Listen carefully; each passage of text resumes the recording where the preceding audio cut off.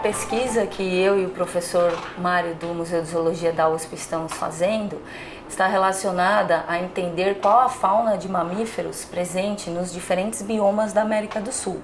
Então, nós queremos conhecer quais espécies ocorrem em cada um desses biomas, como essas espécies se distribuem dentro desses biomas, quais as espécies endêmicas, ou seja, restritas a cada um desses biomas. E o primeiro trabalho que a gente faz em termos de entender essas formações vegetais e os seus mamíferos. Então o bioma é uma formação vegetal que tem uma fisionomia de um certo tipo, e certos animais preferem certas fisionomias vegetais, outros animais preferem outras.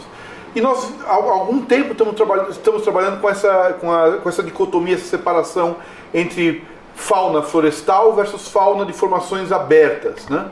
Então, o Brasil possui esses dois tipos de formação vegetal de forma preponderante. Então, você tem florestas pluviais importantes, como a amazônica e a atlântica, e ao mesmo tempo também que a gente tem formações abertas importantes, como o cerrado, a caatinga, né, e vários tipos de campos. Então nós começamos a estudar a fauna de mamíferos dentro desses conjuntos de biomas. No capítulo que vai sair esse ano, publicado, nós trabalhamos especificamente com a fauna das duas grandes formações abertas que ocorrem no Brasil, a caatinga e o cerrado.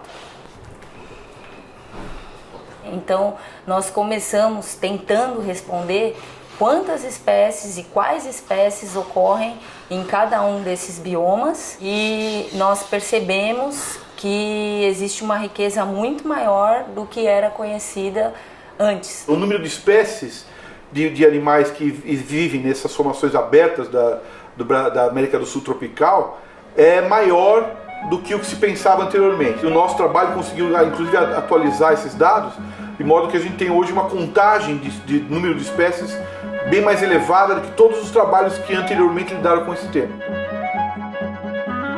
A segunda coisa importante que apareceu é que também existem mais espécies que são únicas, que vivem exclusivamente no aberto do que se pensava antes. E o mais importante é a origem dessas espécies, né?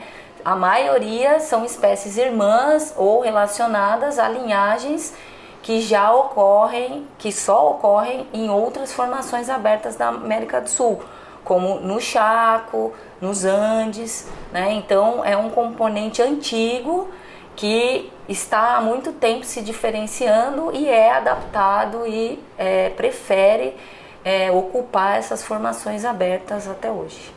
A gente percebeu que a grande parte dos bichos que eram únicos, que eram exclusivos das formações abertas, tinham parentes em outras formações abertas da América do Sul.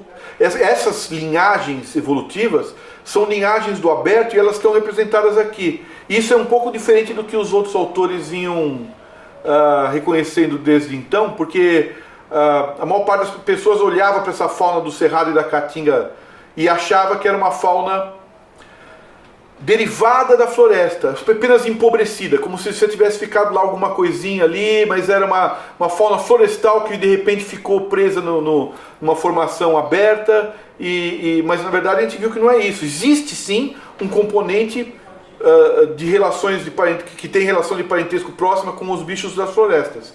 Mas o principal componente exclusivo das formações abertas é um componente antigo de formações abertas sul-americanas em geral.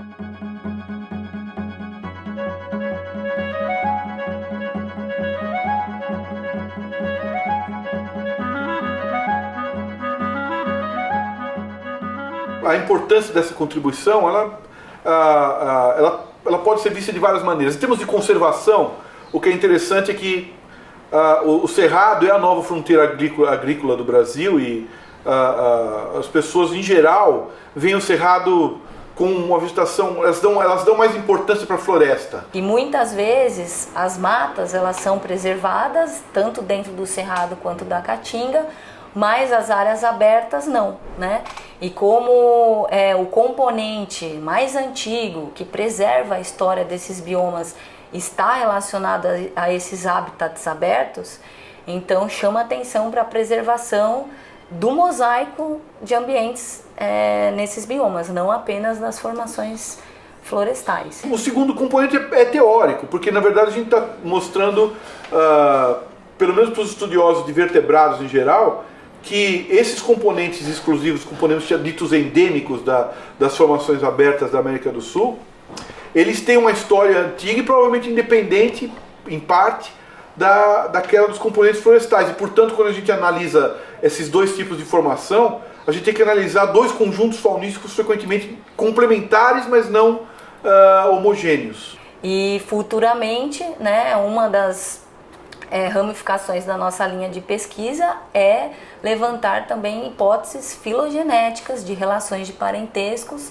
para compreender melhor todas essas espécies endêmicas, qual a origem delas, né? Então nós já temos algumas filogenias, por isso nós levantamos essa hipótese, mas ainda é necessário incrementar essa base de dados filogenéticas para a gente compreender melhor e conseguir preservar essa fauna, não só dos ambientes abertos, mas também essa fauna de mamíferos da América do Sul.